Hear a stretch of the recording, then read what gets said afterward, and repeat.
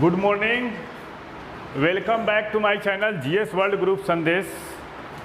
आज हम लोग करंट अफेयर से कुछ महत्वपूर्ण प्रश्नों की व्याख्या करेंगे। जर्रे में रह गुजर के अपनी चमक छोड़ जाएंगे, अपनी पहचान दूर तलक छोड़ जाएंगे। खामोशियों में मौत गंवारा नहीं मुझे, शीशा हूँ टूट के भी खनक छोड़ जाएंगे। शुरू करते हैं आज का हम लोग करंट अफेयर से क्वेश्चन। अंतर्राष्ट्रीय बाघ दिवस कब मनाया जाता है? ये 29 जुलाई को मनाया जाता है। अंतर्राष्ट्रीय बाघ दिवस कब मनाया जाता है? तो 29 जुलाई को मनाया जाता है। और वर्ल्ड टाइगर डे की शुरुआत कब हुई थी? 2019 से हुई थी। वर्ल्ड टाइगर डे की शुरुआत कब हुई थी? 2019 से। और पूरे वर्ल्ड लेवल पर वैश्विक परिदृश्य में बाघों की संख्या कितना है? 3900 है। कितना है? 3900। और भारत में बाघों की संख्या कितना है? 3167। कितना है? 3167। भारत में सबसे बड़ा बाघ अभयारण्य कौन है? भारत में सबसे बड़ा बाघ अभयारण्य कौन है?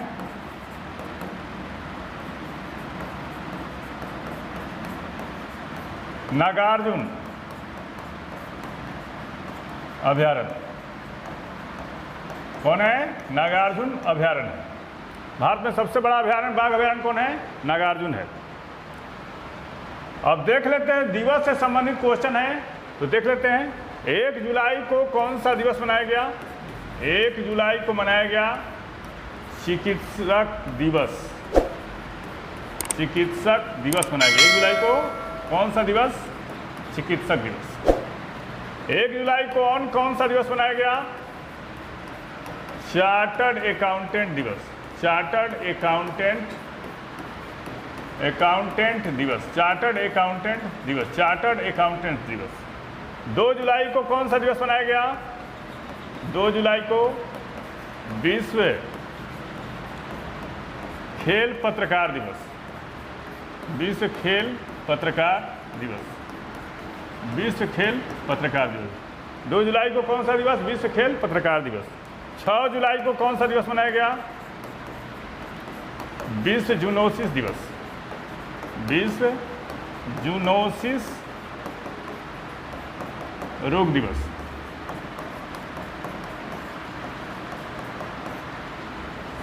11 जुलाई को कौन सा दिवस मनाया गया? 11 जुलाई को विश्व जनसंख्या दिवस। विश्व जनसंख्या दिवस। 14 जुलाई को फ्रांस का स्वतंत्रता दिवस। फ्रांस का स्वतंत्रता दिवस मनाया गया। फ्रांस का स्वतंत्रता दिवस। फ्रांस का स्वतंत्रता दिवस। आगे देखते हैं। 20 जुलाई को कौन सा दिवस मनाया गया? चंद्रमा दिवस। चंद्रमा दिवस। 23 जुलाई को कौन सा दिवस मनाया गया? प्रसारण दिवस। प्रसारण दिवस। राष्ट्रीय प्रसारण दिवस मनाया गया। 26 जुलाई को कौन सा दिवस मनाया गया? मैंग्रोव दिवस। कौन है? मैंग्रोव दिवस। 26 जुलाई को कौन सा दिवस? मैंग्रोव दिवस। 26 जुलाई को कौन सा दिवस मनाया गया? मैंग्रोव दिवस मनाया गया। 28 जुलाई को कौन सा दिवस मनाया गया? विश्व हेपेटाइटिस रोग दिवस। विश्व हेपेटाइटिस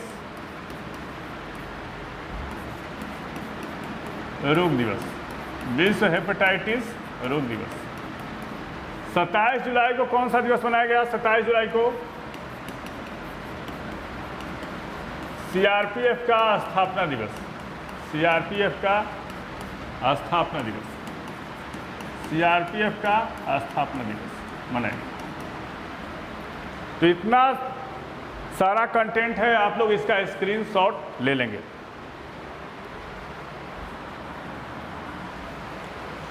भारत के 83वें शतरंज ग्रैंड मास्टर कौन बने हैं? ये बने हैं आदित्य सामंत बने हैं। भारत के 83वें शतरंज ग्रैंड मास्टर कौन बने हैं? आदित्य सामंत। 79वें ग्रैंड मास्टर कौन? एम परवेश। 79वें ग्रैंड मास्टर कौन बने थे? एम परवेज। 80वें ग्रैंड मास्टर कौन? विग्नेश एनआर। 80वें ग्रैंड मास्टर कौन? विग्नेश एनआर। और 81वें कौन? सायतन दास। 81वें कौन? सायतन दास। और 82वें ग्रैंड मास्टर कौन बने थे? बुपुल्ला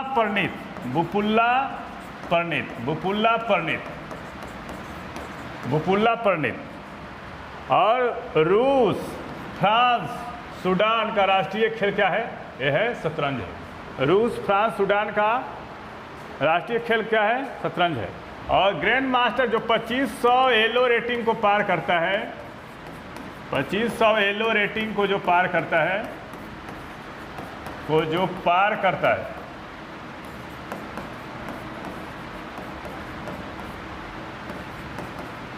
उसे ग्रैंड मास्टर का खिताब दिया जाता है। उसको क्या कहता है? ग्रैंड मास्टर का खिताब दिया जाता है।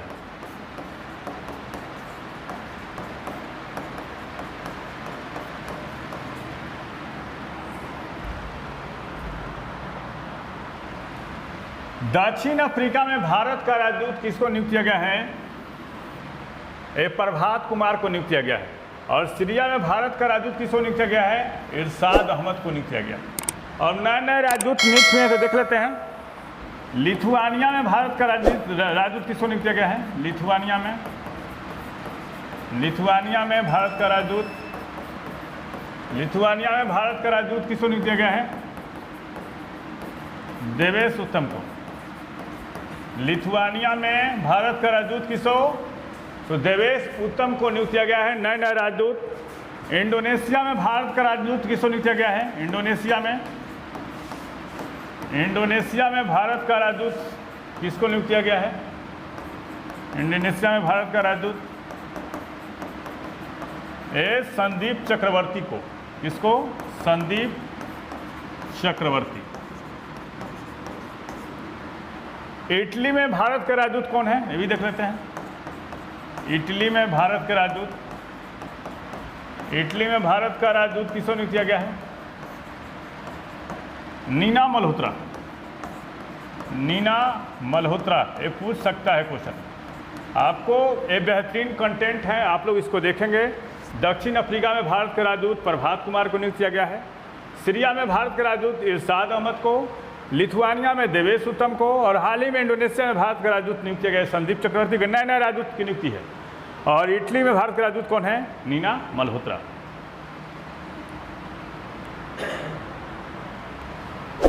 यूनेस्को का एशिया प्रशांत सांस्कृतिक पुरस्कार किस स्टेशन को प्रदान किया गया है? भायखाला स्टेशन है। ये महाराष्ट्र में पड़ता है, मुंबई के नज़दीक है। देख लेते हैं। मुंबई में 169 साल पुराना भायखामा रेलवे स्टेशन भारत के सबसे पुराने स्टेशनों में से एक। 169 साल। भारत में पहली बार ट्रेन कब चली थी? 1853 में, मुंबई से थाने के बीच में। 2022 में छत्रपति शिवाजी महाराज वास्तु संग्रहालय को यूनेस्को एशिया प्रशांत पुरस्कार 2022 दिया गया था। तो पूछेगा 2022 में किसको दिया गया? तो छत्रपति शिवाजी महाराज वास्तु संग्रहालय को। और 2023 में किसको दिया गया है? भायखामा रेलवे स्टेशन, मुंबई के नज़दीक है। अब आगे देखते हैं। हाल ही में दक्षिण अफ्रीका के किस अफ्रीकी देश में तख्ता पलटकर राष्ट्रपति मोहम्मद बजौम को पद से हटा दिया गया है? नाइजर एक अफ्रीकी देश है। वहाँ पे जो होता है सैनिक तख्ता पलट हुआ है और वहाँ के राष्ट्रपति को हटा दिया गया है। तो पूछेगा कि हाल ही में किस अफ्रीकी देश में तख्ता पलटकर राष्ट्रपति मोहम्मद बजौम को हटा दिया गया है? ये नाइजर में। कहाँ पे? नाइजर। आप लोग बताइएगा कि तेल नदी किसको कहा जाता है? तो नाइजर को कहा जाता है। किसको? नाइजर को कहा जाता है। हाल ही में पृथ्वी विज्ञान मंत्रालय ने अपना कौन सा स्थापना दिवस मनाया है? 17वां स्थापना दिवस। और पृथ्वी विज्ञान मंत्रालय के मंत्री कौन है? यह है किरण रिजिजू। पृथ्वी विज्ञान मंत्रालय के मंत्री कौन है? किरण रिजिजू हैं। पृथ्वी विज्ञान मंत्रालय के मंत्री कौन है भी? यह है किरण रिजिजू। कौन है? किरण रिजिजू। किरण रिजिजू। अब क्या होता है पृथ्वी विज्ञान मंत्रालय? देखते हैं, यह मौसम, जलवायु, महासागर और तटीय राज्य, जल विज्ञान, भूकंप विज्ञान और प्राकृतिक खतरों के लिए क्या करता है? सेवाएं प्रदान करता है। तो पूछेगा कि हाल ही में पृथ्वी विज्ञान मंत्रालय ने अपना कौन सा स्थापना दिवस मनाया? तो 17वां स्थापना दिवस। और पृथ्वी विज्ञान मंत्रालय के मंत्री कौन है? किरण रिजिजू हैं।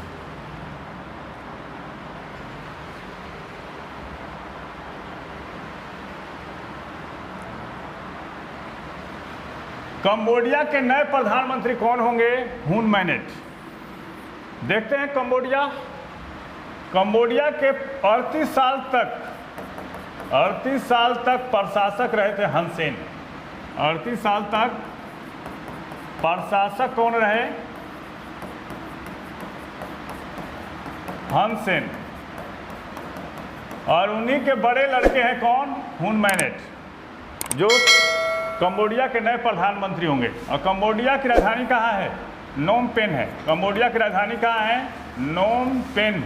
नोम पेन है कंबोडिया के प्रधानमंत्री। राजधानी कहाँ है? Phnom Penh. नए प्रधानमंत्री कौन होंगे? हुन मैनेट। और एक और क्वेश्चन आता है कि अंकोर वाट मंदिर कहाँ है? अंकोर वाट मंदिर। अंकोर वाट मंदिर कहाँ है? ये कहाँ है? कंबोडिया में है। कहाँ? कंबोडिया में।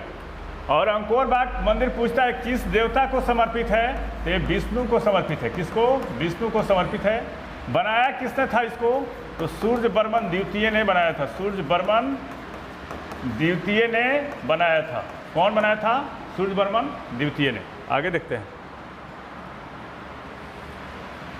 T20 में 7 विकेट लेने वाले एक मैच में पहले खिलाड़ी कौन बन गए? क्या है नाम इसका? सयाजुरुल एजाज। ये मलेशिया के हैं। जो लीग मैच चल रहा था, क्वालिफायर मैच चल रहा था, और मलेशिया ने चीन को हराया, और उसमें 7 विकेट लेने वाले पहले खिलाड़ी कौन बन गए? सयाजुरुल एजाज। पूछेगा क्वेश्चन कि T20 में 7 विकेट लेने वाले पहले खिलाड़ी कौन बन गए? तो सयाजुरुल एजाज। कहाँ? मलेशिया। नॉर्वे के किस महिला पर्वतारोही? मेहनत करें आप लोग, बिना मेहनत के कोई तख्तो-ताज हासिल नहीं होगा। बुलंद हो हौसला तो मुट्ठी में हर मुकाम है, और मुश्किलें और मुसीबतें तो आम है हर किसी के लिए। और हौसला इतना रखो कि इन लहरों को पार कर जाओ, और नहीं तो लहरों के साथ बहना तो लाशों का काम है। तो मेहनत तो करना पड़ेगा। लापरवाही से तो पढ़ाई नहीं चलने वाली, सीधी बात। नॉर्वे के किस महिला पर्वतारोही ने 3 माह में 14 चोटियों पर चढ़ाई को पूरा करने के सबसे तेज पर्वतारोही बनने का रिकॉर्ड बनाया है? एक क्रिस्टीना हारिला। और क्रिस्टीना हारिला 8000 मीटर से ऊंची 14 चोटियों पर चढ़ाई को पूरा करने वाली सबसे तेज पर्वतारोही बनने का रिकॉर्ड बनाया है। अब इसी कहानी देखिए। एवरेस्ट पर चढ़ने से कहीं कठिन है K2 पर चढ़ना। और 1954 के बाद 425 लोग चढ़े थे, K2 पर चढ़े हैं, जिसमें सिर्फ 20 महिला पर्वतारोही हैं। तो पूछा क्वेश्चन कि नॉर्वे के किस महिला पर्वतारोही ने 3 माह में 14 चोटियों पर चढ़ाई को पूरा करने की सबसे तेज पर्वतारोही बनने का रिकॉर्ड बनाया है? तो कौन? क्रिस्टीन हारिला। कौन? क्रिस्टीन हारिला। पीएम नरेंद्र मोदी द्वारा कहा 1.25 लाख प्रधानमंत्री किसान समृद्धि केंद्र को प्रधानमंत्री केंद्रों को समर्पण किया जाएगा प्रधानमंत्री द्वारा? ये कहाँ पे? ये सीकर राजस्थान में। पूछेगा क्वेश्चन, पीएम नरेंद्र मोदी द्वारा कहा 1.25 लाख प्रधानमंत्री किसान समृद्धि केंद्र को समर्पित किया जाएगा। क्या है? समर्पित किया जाएगा। तो ये कहाँ होगा? ये सीकर राजस्थान में। कहाँ पे? राजस्थान में। किस अफ्रीकी देश ने अफ्रीका का पहला प्रकृति के बदले रिन स्वैप लॉन्च किया है? ये गेबोन। अच्छा क्वेश्चन है, पूछेगा क्वेश्चन, किस अफ्रीकी देश ने अफ्रीका का पहला प्रकृति के बदले रिन स्वैप लॉन्च किया है? ये गेबोन। कौन देश है? ये है गेबोन। भारत की संन्यास ले चुकी कितनी महिला क्रिकेटरों को बीसीसीआई के अंपायर पैनल में जगह बनाई है? ये 4 कौन कौन है? इंदौर की भूले बहनें हैं, निधि है और रितिका। पूछा है क्वेश्चन कि भारत की संन्यास ले चुकी कितनी महिला क्रिकेटर को बीसीसीआई के अंपायर पैनल में शामिल किया गया है? तो 4 कौन कौन? इंदौर की भूले बहनें, निधि और रितिका। बीसीसीआई की स्थापना कब हुई थी? 1928 ईस्वी में। मुख्यालय इसका कहाँ है? मुंबई में है। कहाँ है? मुंबई। देखते हैं अब विपक्षी पार्टियों द्वारा सरकार के खिलाफ किस मुद्दे पर अविश्वास प्रस्ताव लाया गया है? तो मणिपुर हिंसा पर। मणिपुर में मेतई और कुकी समुदाय के बीच हिंसक झड़प की घटनाएं आई हैं और स्थिति काफ़ी वहाँ पे विकट हो चुकी है, अराजकता की स्थिति है। तो उसी हिंसे पर अविश्वास प्रस्ताव लाया गया है। अविश्वास प्रस्ताव क्या है देख लेते हैं। अनुच्छेद 75(3) के अनुसार मंत्रिपरिषद सामूहिक रूप से क्या है? लोकसभा के प्रति उत्तरदायी है। कोई भी लोकसभा सांसद 50 सदस्यों के समर्थन के साथ, कितना? अविश्वास प्रस्ताव लाने के लिए 50 सदस्यों का समर्थन चाहिए। 50 सदस्यों के समर्थन के साथ मंत्रिपरिषद के खिलाफ अविश्वास प्रस्ताव पेश कर सकता है। 50 सदस्य जो है अविश्वास प्रस्ताव ला सकते हैं। अविश्वास प्रस्ताव केवल लोकसभा में ही लाया जा सकता है। कहाँ पे? लोकसभा में ही लाया जा सकता है। प्रस्ताव पर चर्चा होती है और अंत में क्या होती है? वोटिंग होती है। प्रस्ताव पर चर्चा होती है और अंत में क्या होती है? वोटिंग होती है। यदि प्रस्ताव पारित हो जाता है तो सरकार को इस्तीफा देना पड़ता है। यह विश्वास प्रस्ताव से अलग है। इतना सारा कंटेंट है, आप लोग स्क्रीनशॉट ले लेंगे कि विपक्षी पार्टियों द्वारा सरकार के खिलाफ किस मुद्दे पर अविश्वास प्रस्ताव दूसरी बार लाया गया है नरेंद्र मोदी के खिलाफ अविश्वास प्रस्ताव। तो मणिपुर हिंसा पर क्या होता है? नो कॉन्फिडेंस मोशन देख लेते हैं। अनुच्छेद 75(3) के अनुसार मंत्रिपरिषद जो है सामूहिक रूप से लोकसभा के प्रति उत्तरदायी है। कोई भी लोकसभा सांसद 50 सदस्यों के समर्थन के साथ मंत्रिपरिषद के खिलाफ अविश्वास प्रस्ताव पेश कर सकता है। अविश्वास प्रस्ताव कहाँ लाया जाएगा? केवल लोकसभा में, हाउस ऑफ पीपुल में लाया जाएगा। प्रस्ताव पर चर्चा होती है और अंत में वोटिंग होती है। यदि प्रस्ताव पारित हो जाता है तो सरकार को इस्तीफा देना पड़ता है और ये जो है कॉन्फिडेंस मोशन से अलग है। वर्ल्ड सीरीज कल्चर फोरम में शामिल होने वाला पहला भारतीय शहर कौन बन गया? ये बेंगलुरु है। कौन है? बेंगलुरु। भारत की इलेक्ट्रॉनिक सिटी कहिए, भारत का बगीचा कहिए। और बेंगलुरु किस नदी के किनारे है? वृषभावती नदी के किनारे। भारत का सिलिकॉन वैली कहिए, बेंगलुरु को कहा जाता है। वर्ल्ड सीरीज कल्चर फोरम शहरों का एक वैश्विक नेटवर्क है। क्या है? वैश्विक नेटवर्क है। एक एक कंटेंट देखेंगे, एक एक लाइन देखेंगे। लाइटली पढ़ने से करंट नहीं कवर होगा। ये वनडे एग्जामिनेशन है तो थोड़ा डीप में पढ़ना ही पड़ेगा। जो भविष्य की समृद्धि में संस्कृति की भूमिका का पता लगाने के लिए अनुसंधान और बुद्धिमत्ता सक्षम करता है। और बेंगलुरु फोरम में शामिल होने वाला विश्व का कौन सा शहर है? विश्व का पूछेगा तो 41वां शहर है। भारत का पहला शहर है कौन? यह है बेंगलुरु। कौन? बेंगलुरु।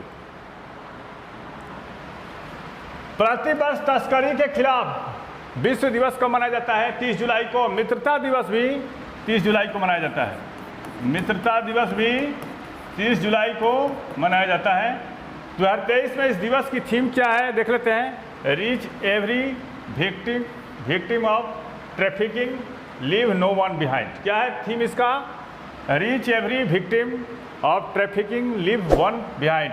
तो पूछेगा प्रतिवर्ष मानव तस्करी के खिलाफ विश्व दिवस कब मनाया जाता है? तो ये 30 जुलाई को मनाया जाता है।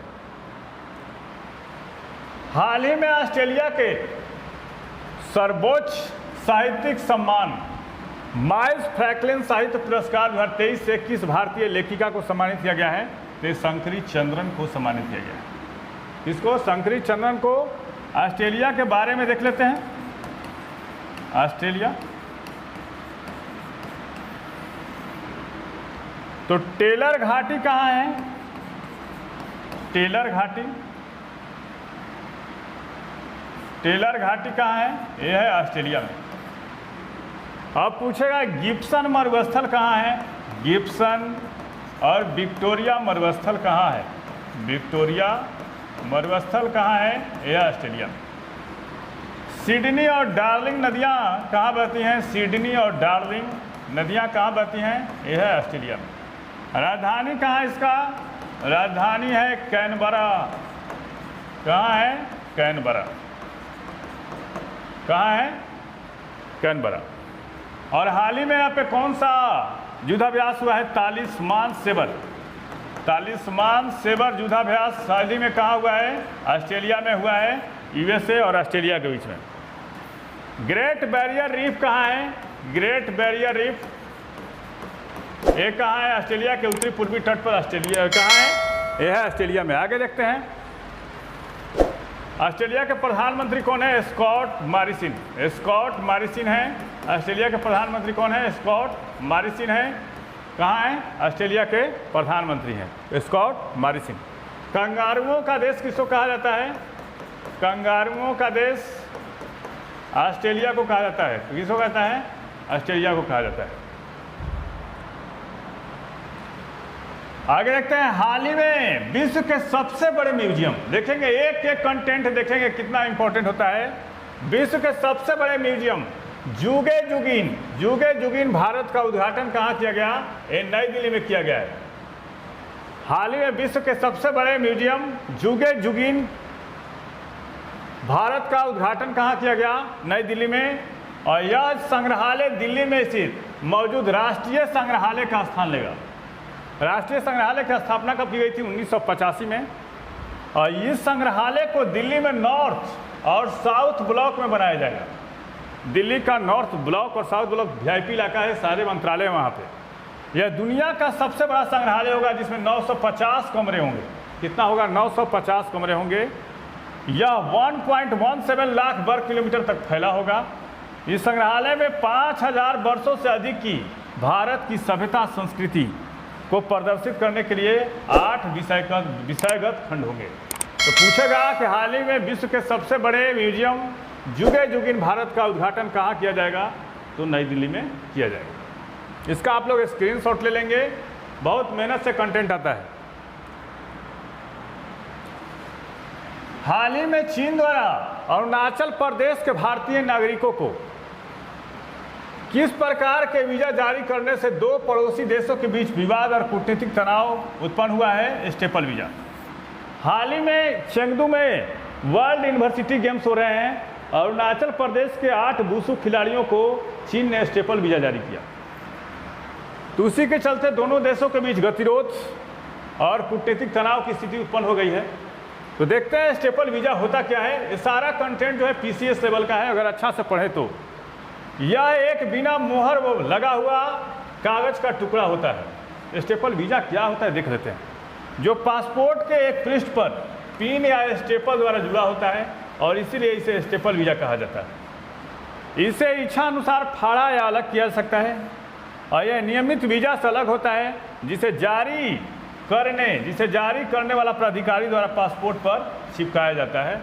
तो हाल ही में वर्ल्ड यूनिवर्सिटी गेम्स चेंगदू में हो रहे थे। अरुणाचल के खिलाड़ियों को स्टेपल वीजा जारी किया गया, जिसके कारण से भारतीय सरकार ने एयरपोर्ट से ही लौटा लिया उन खिलाड़ियों को। ऐसे कारण से काफ़ी तनाव की स्थिति है, दोनों देशों के बीच में गतिरोध की स्थिति है। राजनीतिक और कूटनीति जो होता है काफ़ी तनाव की स्थिति है, प्रॉब्लम है उसमें। तो कौन सा वीज़ा? Staple visa. इसका स्क्रीनशॉट ले लेंगे। क्या होता है स्टेपल वीज़ा, क्या होता है? हाल ही में नीति आयोग ने किस राज्य में देश का पहला मत्स्य पालन अटल इनक्यूबेशन सेंटर स्थापित किया है? अब केरल में किया है। अब देख लेते हैं केरल के बारे में। केरल के बारे में देख लेते हैं। अभी केरल में विधानसभा की सीटें कितनी हैं? विधानसभा की सीट 140। हाई कोर्ट कहाँ है इसका? हाई कोर्ट है एर्नाकुलम में। कहाँ है? एर्नाकुलम। राजधानी कहाँ है? राजधानी है तिरुवनंतपुरम। तिरुवनंतपुरम। आगे देखते हैं पेरियार अभयारण्य कहाँ है? पेरियार अभयारण्य। पेरियार अभयारण्य कहाँ है? केरल में। मसालों का बगीचा किसको कहा जाता है? मसालों का बगीचा केरल को कहा जाता है। साइलेंट वैली किसको कहा जाता है? साइलेंट वैली एक केरल को कहा जाता है। दक्षिण का कश्मीर किसको कहा जाता है? दक्षिण का कश्मीर ये किसको कहा जाता है? केरल को कहा जाता है। और मुख्यमंत्री कौन है? सीएम ओमान चंडी हैं। ओमान चंडी सीएम कौन है? ओमान चंडी। और राज्यपाल कौन है? राज्यपाल आरिफ मोहम्मद खान। आरिफ मोहम्मद खान। आरिफ मोहम्मद खान है। हाल ही में संयुक्त राष्ट्र के सामाजिक विकास के 62वें सत्र की अध्यक्षता कौन की? किसने किया है? रुचिरा कंबोज, जो भारत के यूएन में अस्थायी प्रतिनिधि हैं। तो संयुक्त राष्ट्र के सामाजिक विकास के 62वें सत्र की अध्यक्षता किसने किया है? ये रुचिरा कंबोज ने किया है। किस राज्य में एशियाई जुआ जूनियर वेटलिफ्टिंग चैंपियनशिप 2023 का आयोजन किया जाएगा? तो ये यूपी में किया जाएगा। कहाँ पे? यूपी में। पूछेगा किस राज्य में एशियाई जुआ जूनियर वेटलिफ्टिंग चैंपियनशिप 2023 का आयोजन किया जाएगा? तो ये यूपी में किया जाएगा। हाल ही में किसे पत्रकारिता में उनके योगदान के लिए लाइफ टाइम अचीवमेंट अवार्ड से सम्मानित किया गया है? ए प्रेम प्रकाश NANI न्यूज के संस्थापक हैं। इस पुरस्कार का उद्देश्य क्या है? शिक्षा हितधारकों के बीच सहयोग और साझेदारी को बढ़ावा देना है। क्या है इसका उद्देश्य इस पुरस्कार का? तो इस पुरस्कार का उद्देश्य है शिक्षा हितधारकों के बीच सहयोग और साझेदारी को बढ़ावा देना है। तो पूछेगा हाल ही में पत्रकारिता के लिए योगदान के लिए लाइफ टाइम अचीवमेंट अवार्ड से किसे सम्मानित किया गया है? तो ये प्रेम प्रकाश को सम्मानित किया गया है। भारत दक्षिण कोरिया में आयोजित ISSF विश्व चैंपियनशिप में पदक तालिका में किस स्थान पर रहा? दूसरा स्थान पर। आयोजन कहाँ हुआ? दक्षिण कोरिया में। भारतीय निशानेबाजों ने 6 स्वर्ण, 6 रजत और 5 कांस्य सहित 17 पदक जीते। पूछा कि ISSF विश्व निशानेबाजी पदक तालिका में भारत ने कितने पदक जीते? तो 17, 6 स्वर्ण, 6 रजत, 5 कांस्य। अभिनव शाह और कमलजीत ने 2-2 स्वर्ण पदक जीते। इतना डीप में पढ़ना पड़ेगा आपको PCS के लिए कि अभिनव शाह और कमलजीत ने पूछता है क्वेश्चन कि आखिर ISSF विश्व चैंपियनशिप में किन 2 खिलाड़ियों ने 2-2 स्वर्ण पदक जीते? तो अभिनव शाह और कमलजीत ने।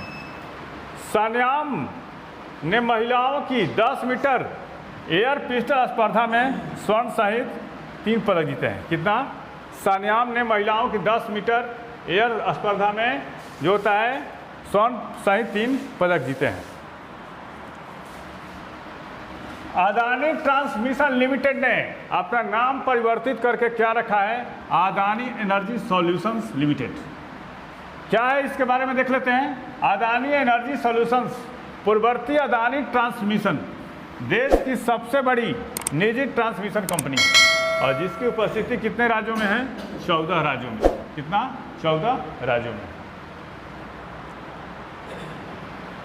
तो आप लोग इसको लाइक कीजिएगा, सब्सक्राइब कीजिएगा, जिंदाबाद तरीके से शेयर कीजिए।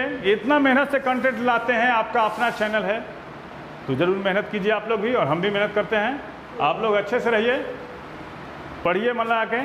Thank you. और अगस्त फर्स्ट वीक में बिहार एसआई का नोटिफिकेशन आएगा, तो आप लोग उसके लिए भी प्रिपेयर रहिए। धन्यवाद।